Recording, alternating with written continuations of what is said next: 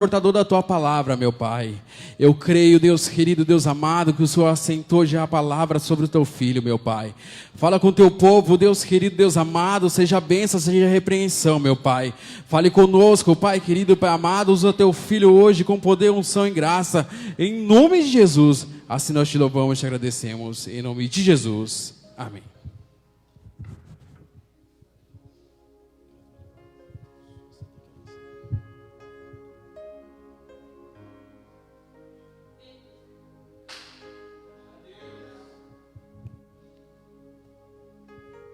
Glória a Deus.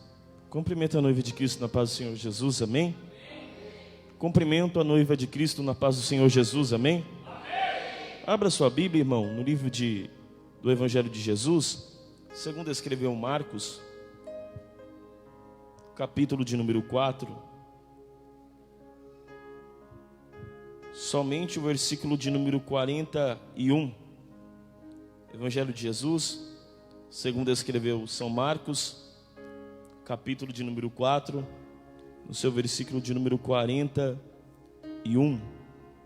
Enquanto você encontra, eu quero louvar o Senhor, quero louvar o meu amigo Espírito Santo de Deus, que tem me concedido de estar fazendo menção da sua palavra nessa noite. Louva a Deus também, pela vida do pastor Dário, pelo carinho, em nome de Jesus, que Deus possa continuar abençoando a sua vida, o seu ministério, a sua casa, a sua família, em nome de Jesus, ao profeta também. Que Deus te abençoe, varão. Em nome de Jesus, a todos os irmãos, que Deus possa continuar abençoando essa igreja, essa obra, também a vida da minha esposa que está ali, juntamente com meus amigos e irmãos ali em Cristo, o Hélio e a Bruna. Que Deus abençoe vocês, em nome de Jesus. Enquanto você encontra, irmão, e localiza Marcos capítulo 4, versículo 41, eu quero dizer algo aqui antes de estar ministrando a palavra do Senhor, aquilo que o Espírito Santo fez na vida do meu filho, irmão. Na outra vez que nós estávamos aqui, a minha esposa estava grávida. E no dia do nascimento do nosso filho, no dia 22 de março desse ano, aconteceu um fato, irmãos. O meu filho, quando ele nasceu, ele teve algumas complicações. Quando ele nasceu todo roxo. Ele nasceu sem respirar. E depois de 3 minutos e alguns segundos ali, ele voltou a respirar. E no momento ali que nós olhamos aquela situação, nós começamos a chorar e pensamos que o nosso filho estava morto. Mas aquele que prometeu é fiel para cumprir. E ali o nosso filho ficou internado ali aproximadamente uns 11 dias. Depois ele foi para casa.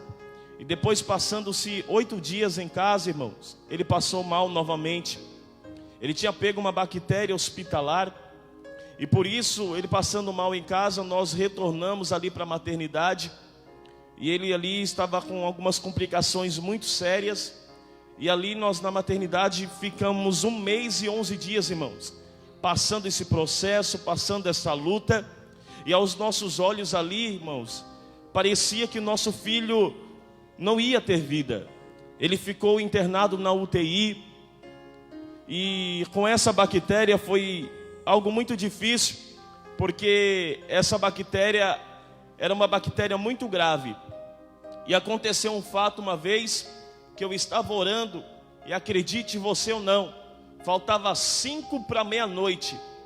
Faltando 5 para meia-noite, irmão, o Espírito Santo falou assim: filho, começa a orar. Eu comecei a orar, irmão.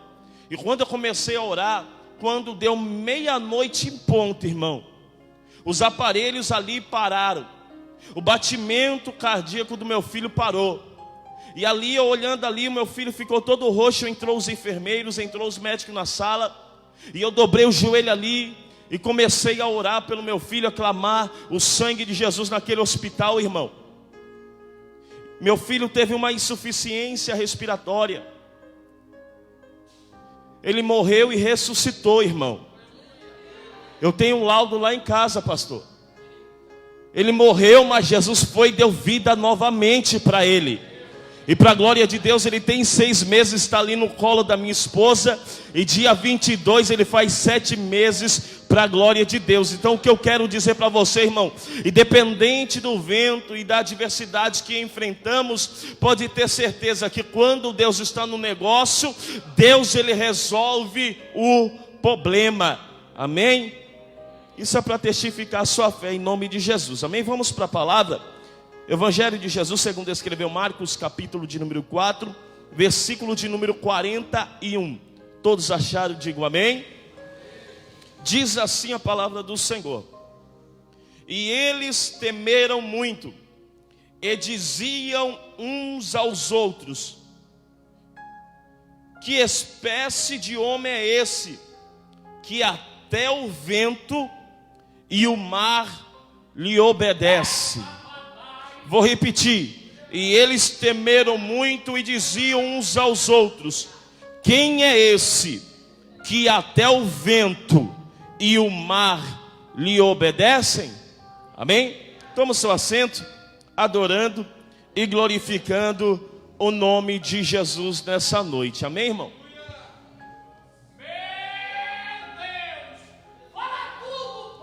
Irmãos, nessa passagem a qual nós vemos, nós vamos ver que tanto Marcos como Lucas e como Mateus, esses 3 discípulos ou 3 apóstolos, eles escreveram e eles narraram essa história e eles narraram esse fato que ocorreu entre eles com Jesus.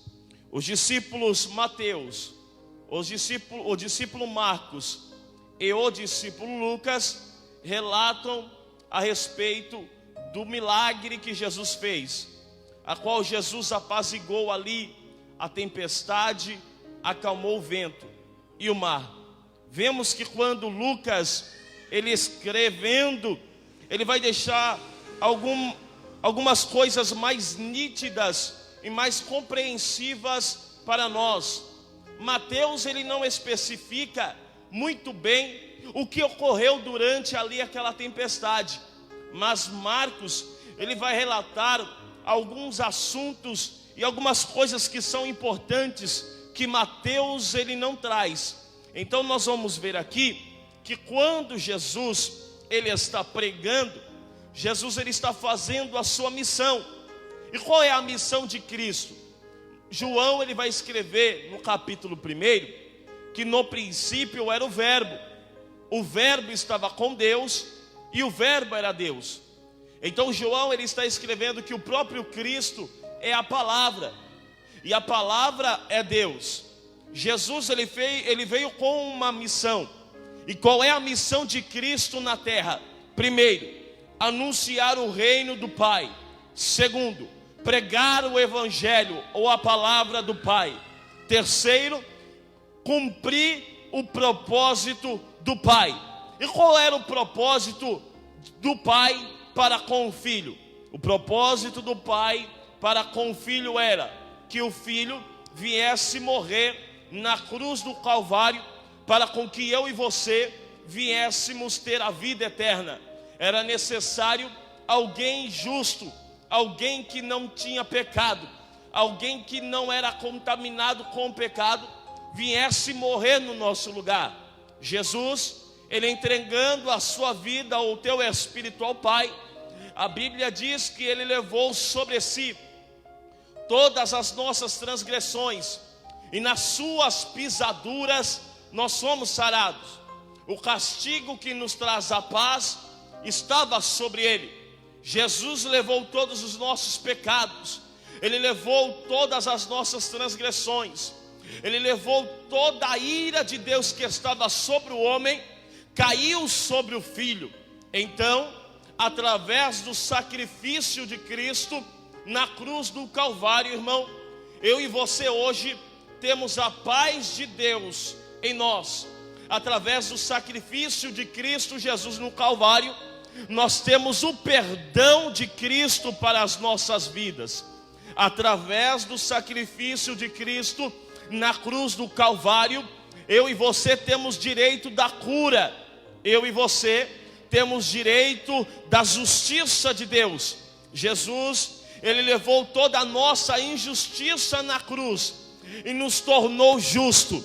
Ele levou na cruz toda a imundícia e nos fez santo. Então, o sacrifício de Cristo é um sacrifício perfeito. O sacrifício de Cristo que foi no madeiro e que foi na cruz do Calvário, a qual foi no Gólgota, foi o propósito de Deus. O propósito de Deus estava sobre Jesus. E o que eu quero falar para você nessa noite, ou o tema da mensagem dessa noite é: independente da tempestade, o propósito vai se cumprir. Eu quero que você repita isso em um tom alto e claro, irmão. Independente da tempestade, o propósito vai se cumprir. Amém, oh glória. Nós vemos que o propósito de Cristo era a cruz do Calvário. E quando nós lemos, ou essa campanha, a qual o propósito desse culto está baseado nesse tema, a respeito da tempestade, nós vamos ver que Jesus está pregando a palavra de Deus para a multidão. Uma multidão está cercando Jesus, uma multidão está ouvindo Jesus falar. E essa multidão, ouvindo Jesus falar, Jesus começa a ensinar e a pregar o reino. E a Bíblia diz, irmão, que Jesus, ele vai tomar uma decisão. E a decisão que Cristo vai tomar é: agora eu preciso estar eu e os meus discípulos. Eu preciso deixar a multidão agora, e eu preciso com que os meus discípulos estejam comigo. A ordem de Cristo é: olha, peguem esse barco, vamos entrar nele, porque nós temos uma missão. Nós temos o quê? Nós temos uma missão. Os discípulos talvez olham para Jesus e dizem: qual é a missão? Jesus, ele não revela a missão, mas ele revela a chegada e o destino da missão. Jesus, no capítulo 4, no versículo 35, a Bíblia vai dizer que naqueles dias, já sendo tarde, Jesus vai dizer: e passemos para o outro lado. A palavra passemos, ela não está no singular. A palavra passemos, ela está no plural. Então, Jesus já está dizendo para os seus discípulos: nós iremos atravessar do outro lado. Não é vocês que irão sozinho. Eu, o Senhor, irei com vocês, e o decreto que eu dou já de início para o propósito é: nós iremos chegar do outro lado. Quando Jesus entra no barco, juntamente com os seus discípulos, qual lago ou qual mar eles estão? Eles estão ali no mar da Galileia. Esse mar da Galileia, ele é considerado também a um lago. A expansão deste lago, irmão, ela possui cerca de 21 quilômetros de comprimento. Esse lago da Galileia, ele tem aproximadamente 21 quilômetros de comprimento. A sua largura é de aproximadamente 14 quilômetros de largura. Então, esse lago, ele tem 21 metros de comprimento, quilômetros de comprimento e 14 de largura. E eles estão então dando partida da beira do lago para o meio do mar. E a Bíblia diz, ou algumas histórias diz, que as suas extremidades desse mar havia 10 cidades. E essas 10 cidades eram chamadas de Decápolis. Nessa região havia gentios, homens, pessoas que não professavam ou não eram judeus. Mas os judeus também não tinham tanta comunhão com essas cidades. Era difícil eles entrarem em uma dessas 10 cidades, eles preferiam ficar reservados em Jerusalém. Eles preferiam ficar reservados na sua pátria. Mas Jesus, ele decide e ele quebra um protocolo. Jesus é um homem que quebra protocolo. Jesus não quebra princípio. Jesus prioriza princípio, mas Jesus quebra religiosidade. Jesus, ele quebra protocolo. Princípio, Jesus não quebra. Protocolo, ele quebra. Me prova, pregador, que Jesus, ele quebra protocolo. Jesus quebra a religiosidade. Te provo. A Bíblia vai dizer que o samaritano não tem comunhão com o judeu. Judeu não fala com o samaritano, e nem samaritano fala com o judeu. Aí Jesus olha para os discípulos e a Bíblia adverte dizendo: é necessário, oh glória, quebrar o protocolo. É necessário, oh glória, romper a religiosidade. É necessário passar por Samaria, mas um judeu não pode e não tem comunhão com o samaritano. Aí Jesus olha e diz: eu vou quebrar o protocolo, oh glória, eu vou quebrar a parede que está dividindo. E a Bíblia diz que quando Jesus chega no poço de Jacó, encontra uma samaritana, e ele faz o quê? Ele quebra a religiosidade, ele quebra o protocolo. Por quê? Porque ele olha para a mulher e diz: olha, mulher, dai-me de beber água. Aí ela olha para Jesus e diz: sendo tu judeu, tu me pedes a beber água? Aí ele disse: mulher, se você soubesse com quem está falando, oh glória, você beberia da água que ele tem para te oferecer. E quem beber dessa água não terá sede, mas fará jorrar água para a vida eterna. Jesus, ele quebra a religiosidade. Jesus, ele quebra o protocolo, mas Jesus não quebra princípio. Jesus já está dizendo nessa noite: ei, eu te chamei para quebrar protocolo, eu te chamei para quebrar religiosidade, mas princípio da minha palavra não. Da minha palavra não pode ser quebrada. Tem que valorizar os princípios da minha palavra. Princípio não pode ser rompido. E o que tem acontecido em nosso meio é que tem gente que tem rompido e quebrado princípios de Deus. Mas Deus nessa noite está dizendo: eu estou levantando um povo que prioriza os princípios da palavra. O diabo, ele quer o que, irmão? O diabo quer quebrar os princípios. Lembra de quando Jesus está no deserto? Jesus está ali sendo tentado pelo diabo. Aí o diabo vai querer que Jesus venha quebrar um princípio. E qual é o princípio? A palavra. Aí o diabo olha para Jesus e vai na necessidade de Jesus. Aí o diabo olha para Jesus e diz assim: se tu és o filho de Deus, quebra um princípio, faça dessas pedras virarem pão. Aí Jesus, como não quebra princípio, mas quebra protocolo, ele olha para o diabo e diz: olha, Satanás, está escrito, não só de pão, oh glória, viverá o homem,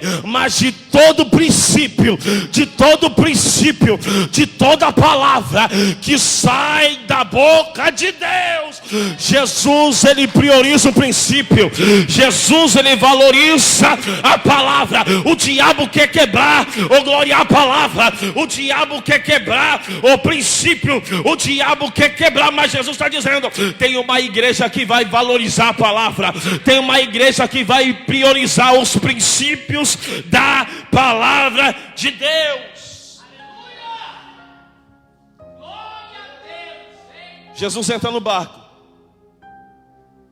e Jesus olha para os discípulos e diz: nós vamos quebrar protocolo, nós vamos quebrar religiosidade. Já que os judeus não vão, eu vou. Já que eles não querem ir lá, eu vou. Ô glória, Jesus já está falando aqui, irmão. Jesus está dizendo, tem gente que não vai porque não quer, ou por causa que é religioso. Mas Jesus está dizendo, quebra essa barreira hoje e vai fazer a minha obra. Quebra essa barreira hoje e vai fazer e cumpra o princípio da palavra. E qual é o princípio da palavra? Ide e pregai o evangelho a toda criatura, para pobre, para negro, ô glória, independente da raça, independente da cor, o evangelho tem que ser pregado. Mas tem gente que é religioso, tem gente que vive uma vida de protocolo, dizendo, não vou, porque ali naquela igreja não. Não vou naquela biqueira falar de Jesus, porque ali não é o meu lugar. Ei, ele está lá ainda, porque você não foi lá. Mas quando você for lá, ele vai sair de lá, Jesus vai resgatar ele e vai colocar ele aqui dentro. Jesus está dizendo, para de ser religioso e venha se envolver nos mistérios. Oh glória, para de ser religioso e venha se envolver nos mistérios de Deus. Deixa o Espírito Santo usar a sua vida. Um religioso é assim. Jesus estava sentado com pecadores. Estava pecando? Não, estava sentado. E quando Jesus está sentado, Jesus está sendo complacente com eles, com o erro deles? Não. Jesus está o que? Ensinando. O que? O princípio. Que princípio? A palavra. Aí Jesus está sentado com eles. Aí os religiosos olham e diz os fariseus, olha, ele é filho de Deus e está sentado com pecadores. Oh glória, é melhor estar sentado com pecadores pregando a palavra do que estar no lugar e não estar pregando a palavra. Jesus te chamou para pregar a palavra, para pecador, para pobre, para negro, mas tem que pregar a palavra. Paulo falou para Timóteo o seguinte, Timóteo, prega em tempo, prega em fora de tempo, corrija, exorte, mas não deixa de pregar a palavra ou a sã doutrina.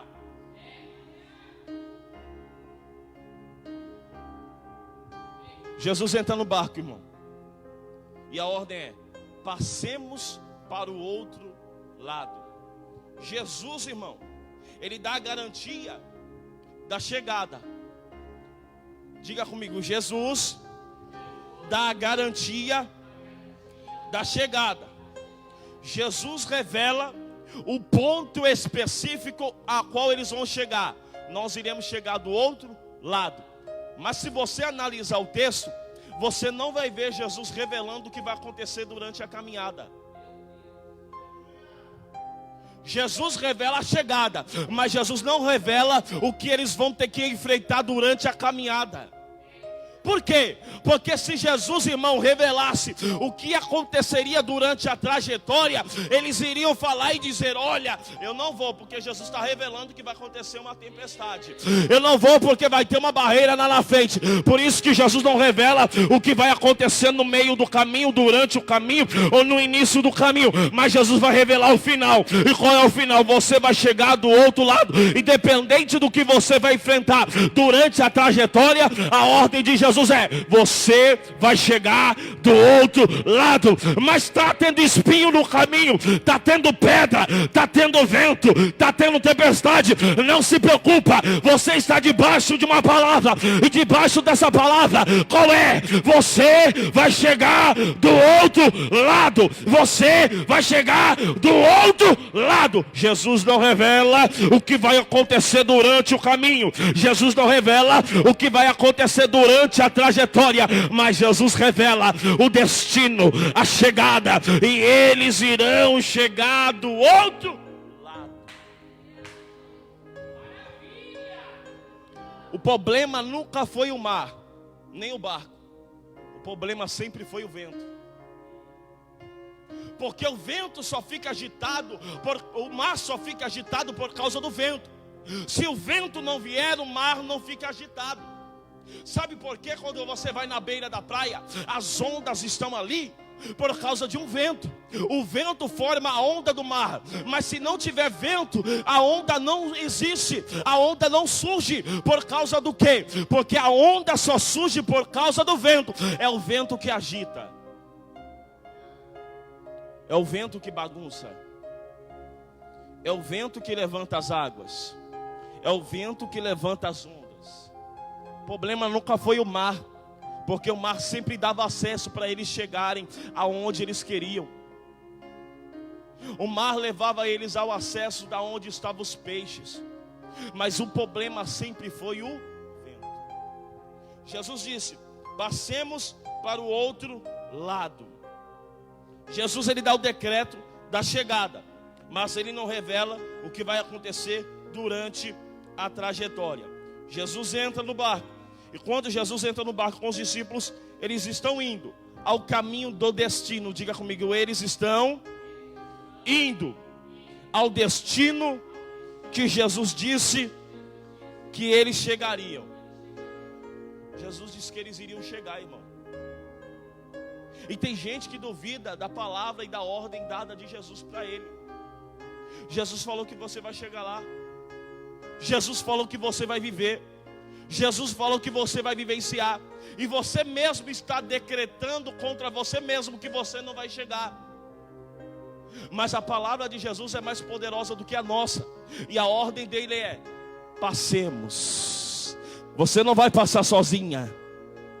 Você não vai passar sozinho. Ele vai passar com você.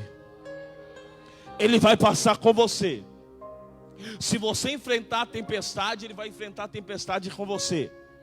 Se você passar enfermidade, ele vai passar enfermidade com você. Até porque Jesus já passou tudo que nós passamos. Ele já provou deste mundo. Ele já provou dessas dores que nós sentimos. Ele precisou sentir, irmão. Mas depois que ele ressuscitou, ele não sentiu mais dor.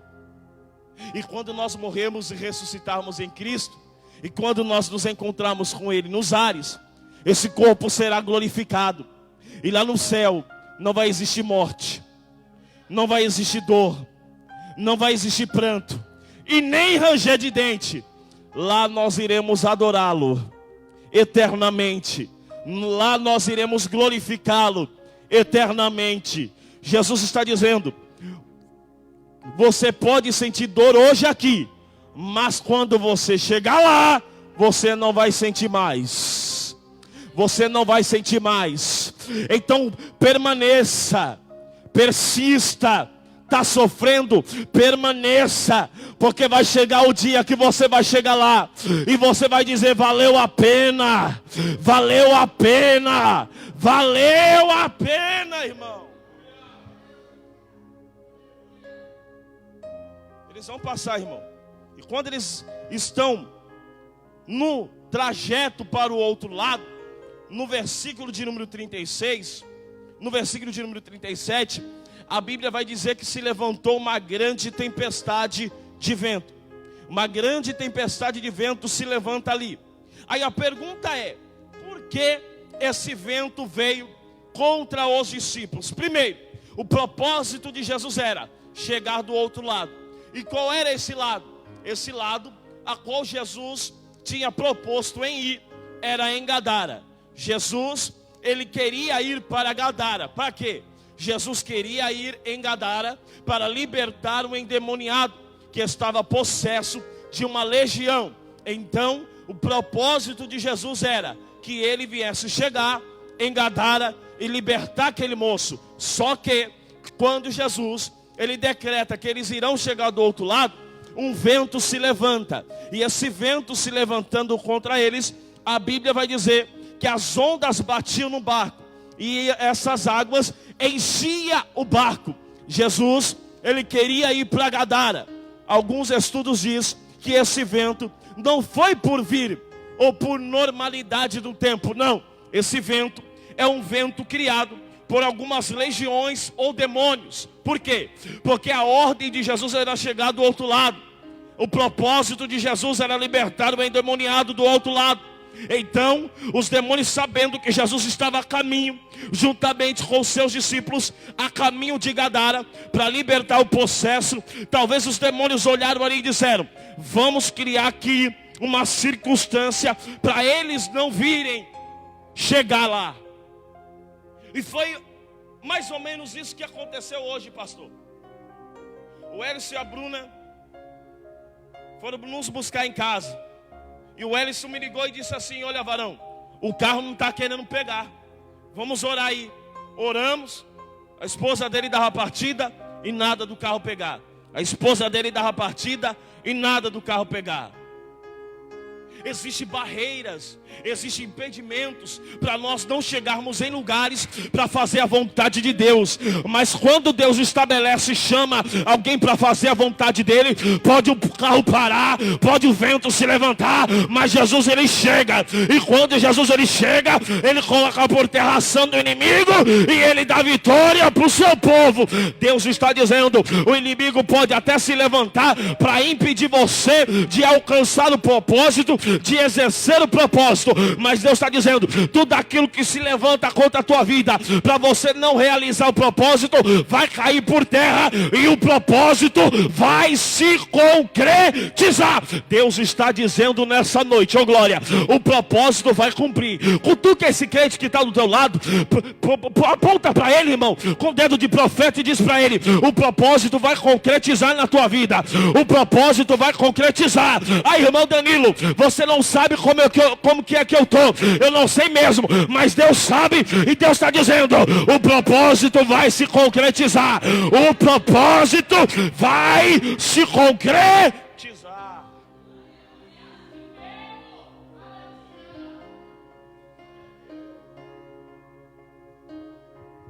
Então esse vento veio para com que o propósito não viesse a ser cumprido. E qual era o propósito de Cristo para com os discípulos? Chegar do outro lado, libertar o endemoniado e fazer dele um missionário. Aí o diabo então ali juntamente com a sua legião de demônios cria o quê? Essa tempestade ou esse vento para paralisar, para impedir deles chegarem do outro lado. Mas irmão, nem todo vento que vem é para te parar. Nem todo vento que vem é para te derrubar. Nota-se que as águas estavam agitadas, batia no barco, mas não quebrava o barco. As águas enchiam dentro do barco, mas o barco não afundou. Por quê? Porque Jesus estava dentro e eles estavam com um propósito. E quem está debaixo de um propósito pode bater no barco. A água pode entrar até dentro do barco. Aí o diabo está olhando e dizendo, eu vou afundar o barco dele. Barco aqui é instrumento de locomoção. O barco dava a possibilidade deles irem, deles prosseguirem, deles caminharem e deles chegarem. Aí o diabo olhou e disse, já que com eles eu não vou conseguir derrubar, eu vou derrubar aquilo que dá acesso para eles chegarem. E o que dá acesso para eles chegarem? O barco. Então eu vou bater no barco, eu vou encher de água para parar eles. Mas o diabo esqueceu de quem estava dentro do barco é aquele que manda no vento, e é aquele que manda no mar, é aquele que criou o céu e é aquele que criou a terra. Pode bater no barco, pode mandar água dentro, mas o barco não vai afundar. Jesus está dizendo nessa noite, fala para o teu irmão que está do teu lado e diga para ele, o barco não vai afundar, oh glória, o barco não vai afundar. Você vai chegar do outro lado, você vai chegar do outro lado, você vai chegar do outro lado. Mas irmão Danilo, o diabo está batendo no meu barco. Não se preocupa, quem está no teu barco está conduzindo o barco, está dando a direção para você chegar do outro lado. Não se preocupa, porque Jesus está no barco. Talvez o diabo esqueceu de quem estava com ele dentro, e quem está dentro é maior do que quem está fora. Lembra o que está escrito em 1 João capítulo 4 versículo 4, maior é o que está em nós do que o que está no mundo. Maior é Ele que está conosco. Quando Jesus está conosco, irmão, pode bater no barco, pode jogar água dentro do barco, e talvez o diabo está olhando dizendo, vai afundar agora, o barco vai afundar agora. Aí está esquecendo de que quem está dentro é maior do que o que está fora. Meu Deus, olha o que Jesus está dizendo aqui, irmão. O que está dentro é maior do que o que está fora. Quem está dentro de nós é o Espírito Santo de Deus, e Ele é maior do que o que está fora. Aleluia. Tem alguém aqui, irmão, que tem um caroço na região do lado de fora do corpo. E Jesus está dizendo: esse caroço não é maior do que eu que estou do lado de dentro. E enquanto eu estou pregando aqui, o Espírito Santo está soprando no meu ouvido, está dizendo: esse caroço está sumindo agora. Amaia sebe de comendriacia, de cominácia de coberébia. Jesus está pegando esse caroço, está secando esse caroço do lado de fora, e Jesus está dizendo: eu estou do lado de dentro. E quando eu estou do lado de dentro, até o que está do lado de fora seca. Nesse momento, Jesus está soprando no meu ouvido, e a ordem que Ele está mandando dizer: seca caroço agora. Jesus está secando esse caroço, e ele está desaparecendo agora. O vento que veio para os discípulos era para impedir eles de chegarem do outro lado. Primeiro vento. Vento que vem para impedir o propósito. Segundo vento, irmão. Segundo vento que eu anotei aqui é onde está em Jonas capítulo 1, versículo 4. A ordem de Deus para Jonas é: Jonas, vai a Nínive e prega a palavra para esse povo. Jonas, com medo e não querendo ir, ele foge para Tarsis. Por quê? Porque os ninivitas mataram seus pais, e o sentimento que estava no coração de Jonas era de revolta. Quando Deus fala: prega a palavra para eles se arrependerem e para eles se converterem. Quando Deus fala para Jonas, Jonas olha e diz: Senhor, o Senhor quer que eu pregue para alguém que matou meu pai e minha mãe? O Senhor quer converter um povo que matou meu pai e minha mãe? Não vou não. Para Nínive eu não vou, eu vou correr para Tarsis. Ele fugiu do propósito. Diga comigo: Jonas fugiu do propósito. O que acontece? Se você ler o capítulo 1, a Bíblia vai dizer que ele encontra um navio. Ele entra nesse navio, se esconde ali no porão e fica escondido ali. Ele paga para ir. Ele paga para fugir do propósito. Ele paga para fugir da chamada. Ele paga para fugir do projeto de Deus na vida dele em Nínive. Mas não adianta fugir. Não adianta correr. Primeiro vento que a gente viu em Marcos capítulo 4, a partir do versículo 35 é: vento que vem para impedir de chegarmos no propósito. Segundo vento, o vento quando Jonas entrou no barco, a Bíblia vai dizer no versículo de número 4: mas o Senhor enviou um grande vento ao mar, e houve uma poderosa tempestade no mar, de modo que o navio estava a ponto de se quebrar. Primeiro vento que veio em Marcos, supostamente pode-se dizer que foi causada por demônios. Segundo vento que veio quando Jonas foge do propósito, não é diabo, não é demônio que manda vento. Versículo 4, leia lá, capítulo 1 de Jonas. O próprio Deus manda um vento contra o barco aonde Jonas está. Esse vento que vem diante de Jonas é um vento que vem fazer Jonas voltar para o propósito.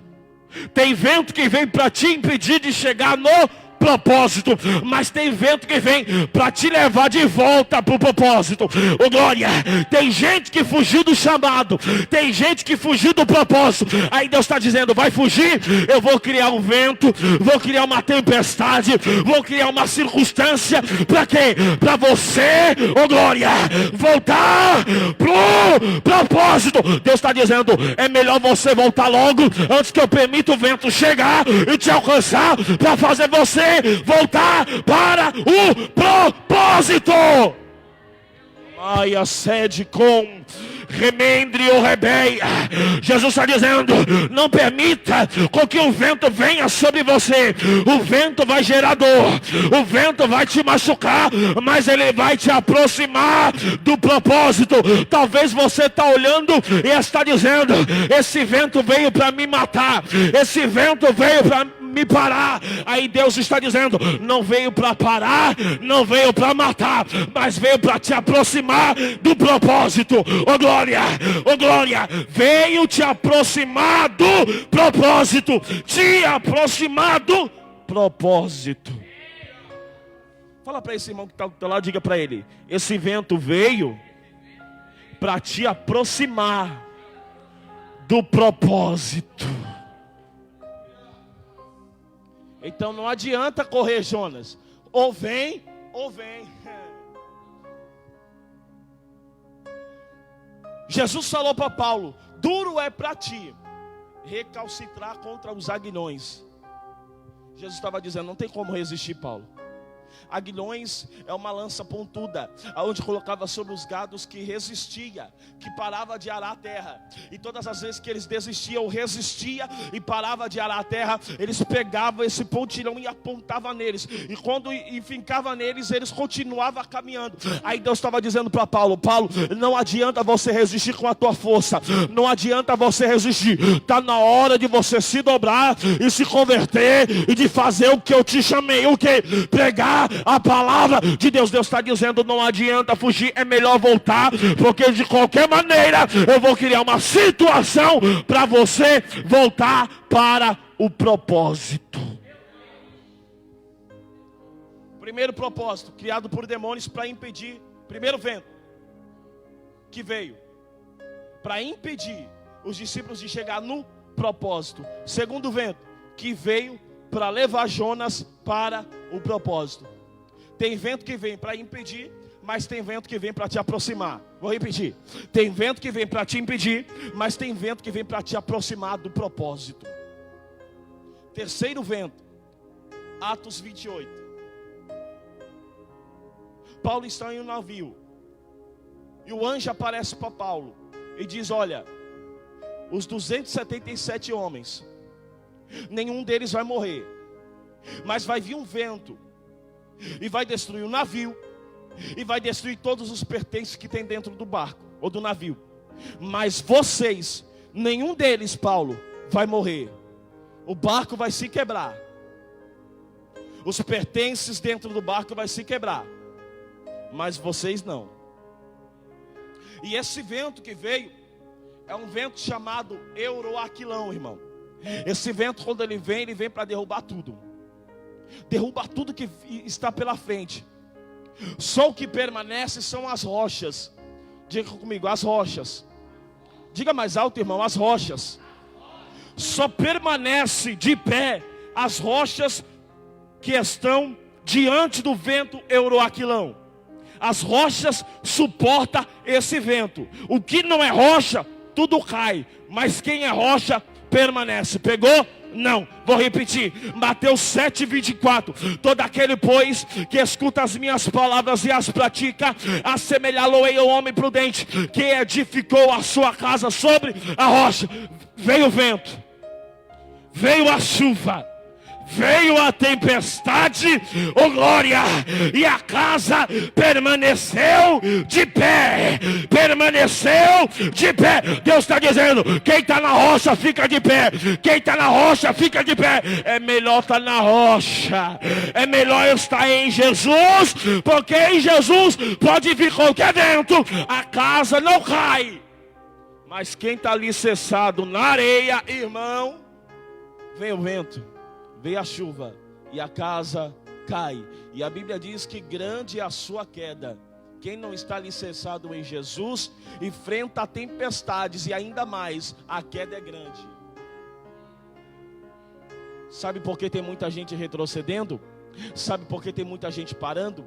Sabe por que tem muita gente caindo? Sabe por que tem muita gente apostatando da fé? É porque não está alicerçada na palavra, não está alicerçada na rocha, está alicerçada na areia. Porque quem está alicerçado na rocha, quem está alicerçado em Cristo, pode ter fofoca, pode ter o que for, irmão, ele permanece de pé, ele permanece fazendo a obra, ele permanece professando a fé em Jesus. Mas quem não está alicerçado na rocha, quando vem a fofoca, quando vem o vento, quando vem a calúnia, a primeira coisa que ele fala é: vou sair da igreja. Mas quem está alicerçado na rocha diz assim: pode falar o que for, eu vou permanecer na igreja, vou permanecer fazendo a obra, mas não vou parar, não vou parar. O salmista Davi diz no Salmo 40: e o Senhor firmou os meus pés sobre uma rocha. Deus está firmando pés de crentes aqui hoje. Deus está firmando pés de crentes aqui hoje, irmão. E esse vento euroaquilão destruiu tudo, mas não destruiu Paulo e os outros integrantes do navio. E esse vento levou Paulo para o propósito também. E qual era o propósito de Deus? Que ele chegasse em Malta. E o que ele viesse fazer em Malta? Pregar a palavra e curar os enfermos. A Bíblia diz que traziam todos os enfermos da ilha de Malta até Paulo, e Paulo colocava as mãos e curava os enfermos. Deus está dizendo: esse vento vai te levar para o propósito. E qual é o propósito? Curar os enfermos, e para Gadara libertar o endemoniado, e para Nínive pregar a palavra para o povo rebelde. Deus está dizendo: está na hora de tomar uma posição, está na hora de se levantar e fazer o que Deus mandou você fazer. Está na hora de ficar firme no propósito.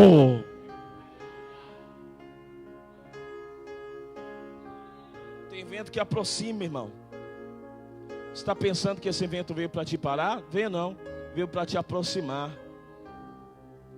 Tem gente que parou de congregar, irmão, mas não se preocupa não. Deus vai permitir o vento de novo e vai trazer de novo para o propósito. Eu vou repetir novamente isso aqui. Jesus vai permitir o vento lá, para com que o propósito venha a ser cumprido aqui. Vou repetir isso aqui, irmão. Deus vai permitir o vento lá, para com que o propósito venha a se cumprir aqui.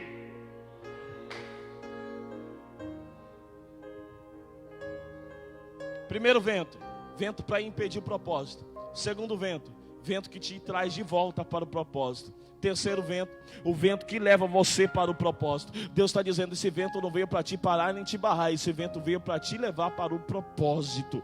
E quando os discípulos estão enfrentando o vento, eles estão desesperados. Aí eles ali estão desesperados, e a Bíblia diz que Jesus está o quê, irmão? Jesus está dormindo. Jesus está dormindo em meio a uma tempestade, porque a tempestade não tira o sono de Jesus, a tempestade não perturba Jesus, a tempestade não incomoda Jesus. A tempestade estava incomodando os discípulos, a tempestade estava incomodando eles, a tempestade estava trazendo medo para eles, mas Jesus estava o quê? Dormindo. E ainda mais, Marcos ele vai especificar e dizer que Jesus estava deitado sobre uma almofada, estava dormindo tranquilo, estava até babando, ele estava dormindo tranquilo. Por quê? Porque tempestade não frustra Jesus, mas frustra quem não tem fé. Porque quando eles acordaram Jesus repreendeu o vento, Jesus acalmou o mar e diz: homens de pequena fé, cadê a sua fé? Ei, irmão, quando eu parei para ler isso aqui, eu me perguntei: por que Jesus disse homens de pequena fé? Aí Jesus respondeu. Sabe o que ele respondeu? Ele respondeu o seguinte: não era para eu paralisar o vento e nem o mar, não era para eu decretar que o vento viesse parar e o mar viesse se acalmar. Eram os próprios discípulos que tinham que fazer isso. Eram os discípulos que tinham que levantar a mão e dizer: vento, cala-te, mar, aquieta-te. Por quê? Porque eles estão debaixo de uma palavra, e a palavra é: passemos para o outro lado. Enquanto eles não chegaram do outro lado, vento nenhum poderia parar eles de chegarem, irmão. Por isso que Jesus disse: homens de pequena fé. Porque não era para Jesus fazer, era para eles fazer. Jesus está dizendo aqui, está falando, irmão. Jesus está dizendo o seguinte: é para você fazer, é para você decretar no nome de Jesus, dizer: não, essa tempestade, essa luta não vai me parar, eu vou continuar prosseguindo para um propósito. Deus está dizendo: ei, usa a sua fé. A fé é o firme fundamento das coisas que não se vê e das coisas que se esperam. A fé, ela te dá autoridade. Autoridade para quê? Para repreender demônio, para curar os enfermos. A Bíblia diz: os que crerem, creio que fé, os que crerem falarão novas línguas, colocarão a mão sobre os enfermos e eles serão curados, e repreenderão os demônios e eles sairão dele. Deus está dizendo: eu quero usar a sua fé, eu quero que você use a sua fé, eu quero que você use a sua fé. Você está passando isso porque quer, irmão. Usa a sua fé e vença isso. A nossa fé, ela tem que ser maior do que essa tempestade. A nossa fé, ela tem que ser maior do que o vento. Aí os discípulos acordam Jesus. E quando eles estão falando com Jesus, note-se que Jesus está dormindo e o vento não acorda Jesus, mas os discípulos acordam. E eles indagam a Cristo dizendo: Senhor, o Senhor quer que nós venhamos perecer aqui mesmo? A palavra perecer significa morrer. O Senhor quer que nós morramos aqui mesmo? Só que eles estavam esquecendo que eles estavam debaixo de uma palavra. E quem está debaixo de uma palavra não morre, mas permanece vivo. Só que eles esqueceram porque a tempestade trouxe medo. E pelo fato do medo esqueceram da promessa, esqueceram da palavra liberada. Aí Deus está dizendo: pare de se esquecer do que eu falei e permaneça acreditando no que eu falei. O que eu falei é que vocês vão chegar. E se eu falei que vocês vão chegar, vocês irão chegar. Aí Jesus acorda, irmão. Jesus acordando, a Bíblia vai dizer que Jesus diz assim: e repreendeu o vento e aquietou o mar, e o vento cessou e houve grande calmaria. Jesus está dizendo: eu vou acalmar, irmão. Eu vou trazer paz, eu vou apaziguar essa tempestade. A palavra repreender significa: eu vou resolver as questões. Deus está dizendo: eu vou resolver questões de crentes aqui hoje. Eu vou resolver questões de crentes aqui hoje. O Espírito Santo está queimando meu coração para falar isso. Oh glória, Lucas 18, irmão. Lucas 18, a viúva que estava clamando ao juiz iníquo, ela estava orando, importunando o juiz, e ele não temia homem nem a Deus. Mas de tanto ela insistir, de tanto ela permitir, oh glória, insistir ali diante do juiz, o juiz atende o clamor dela. Jesus está dizendo: eu vou julgar a tua causa. Eu vou julgar a tua causa. Maraca de eminência. Não se preocupa se inventaram ou colocaram o seu nome em qualquer lugar. Eu vou julgar a sua causa. Quando Jesus repreendeu o vento e o mar, eles disseram assim: quem é esse que até o vento e o mar lhe obedece? Aquilo que os discípulos não fizeram, Jesus fez. Jesus estava mostrando: vocês podem fazer o que eu também fiz. Jesus, ele disse: vós irão fazer obras maiores do que a minha. Aí os discípulos ficam espantados e dizem: quem é esse que até o vento e o mar lhe obedece? Se levanta em nome de Jesus, irmão. E eu quero que você repita assim comigo, bem alto, irmão. Quem é esse que até o vento e o mar lhe obedecem? Diga novamente: quem é esse que o vento e o mar lhe obedecem? Irmão, Jesus falou para o vento e o vento teve que ouvir. Jesus falou para o mar e o mar teve que ouvir. Se você analisar o texto, você vai ver que existem 4 perguntas. Quantas perguntas? 2 dos discípulos e 2 de Jesus. A última pergunta dos discípulos é: quem é esse? Quem é esse? Quem é ele?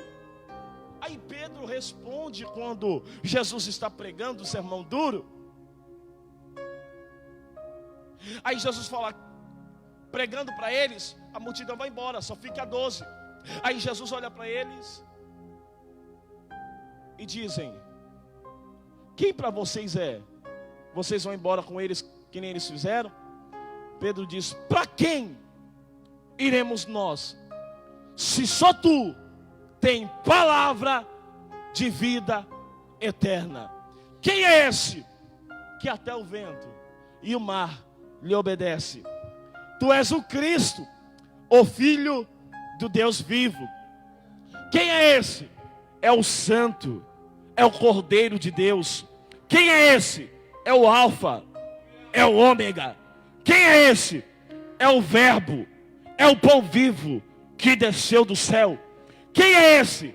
É o caminho, é a verdade, é a vida. Quem é esse?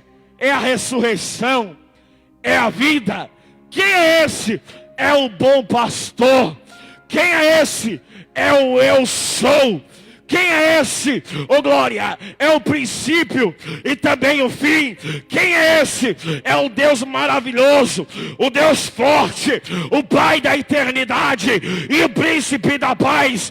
Quem é esse? É o inefável, é o imbatível, é o indescritível. Quem é esse? É o imutável, é o soberano, é o todo-poderoso. Quem é esse? É aquele que vem sentado no cavalo branco e na tua coxa está escrito Rei dos Reis e Senhor dos Senhores. Quem é esse? É aquele que tem o cabelo branco como a lã, os teus olhos como chama de fogo, oh glória, e os seus pés são como latão reluzente. Quem é esse? É o Cordeiro de Deus que tira o pecado do mundo. Quem é esse? É o Salvador.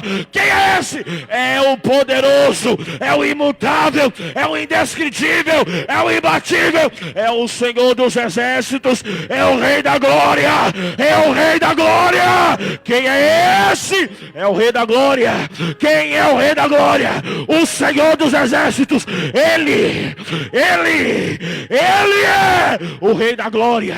Jesus está dizendo: Ele é o imutável, indescritível, imbatível, poderoso, santo, aquele que rege as nações, aquele que tem todo o poder, aquele que tem a chave da morte e tem a chave do inferno, aquele que criou o céu, aquele que criou a terra. Ele é o Filho de Deus.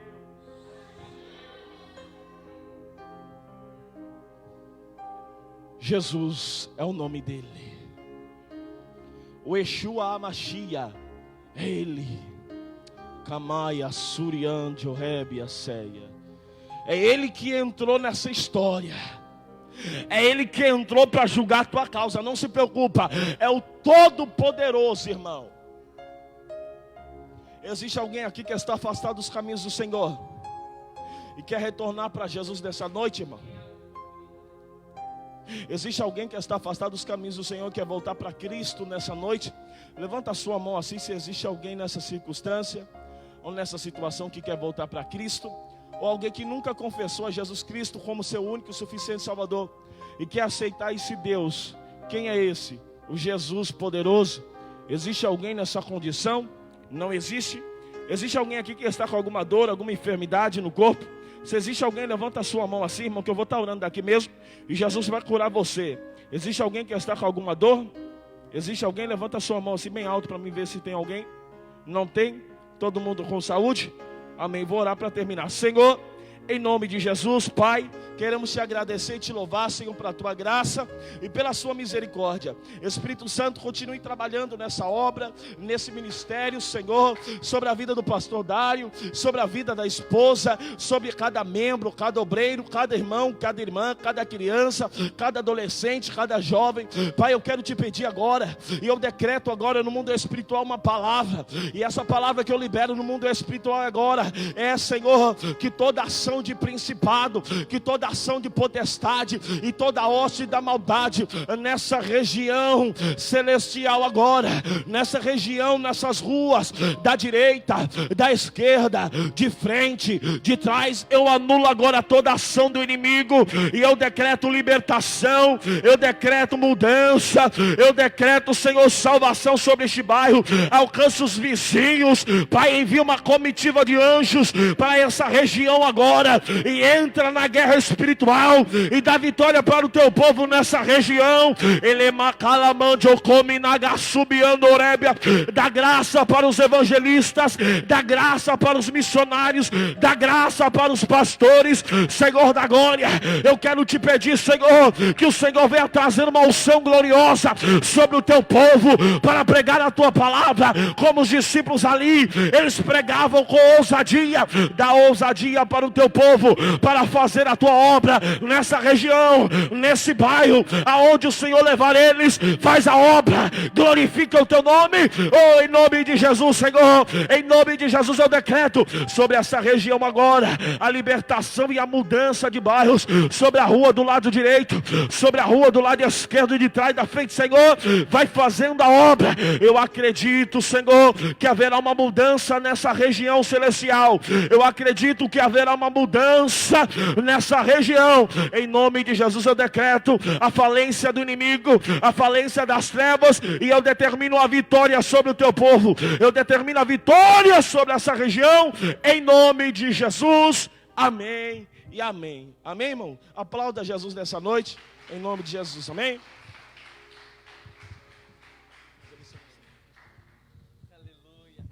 Louvado seja o nome do Senhor. Podeis tomar o seu assento rapidamente, meus irmãos. Que Deus abençoe. Aleluia, pastor Danilo, por essa palavra enriquecedora nessa noite. Uma palavra que veio de encontro ao nosso coração. Irmãos, eu vou estar chamando aqui a nossa irmã Graça, que vai estar passando aqui os pedidos de oração, o nome dos irmãos. Aleluia, nós vamos estar fazendo um sorteio e dizendo, irmãos, próxima quinta-feira, campanha Jesus Acalma a Tempestade. Continuação dessa campanha, o pastor Isaac vai estar ministrando a palavra e vai ser tremendo em nome de Jesus Cristo. Amém? Aleluia. Irmã Graça.